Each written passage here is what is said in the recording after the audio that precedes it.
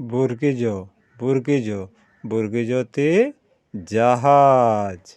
বলো সবাই, বর্গেজতে জাহাজ। জাহাজ ভাসে সাগর জলে। জাহাজকে ইংরেজিতে শিপ, SHIP, শিপ। শিপ মানে জাহাজ।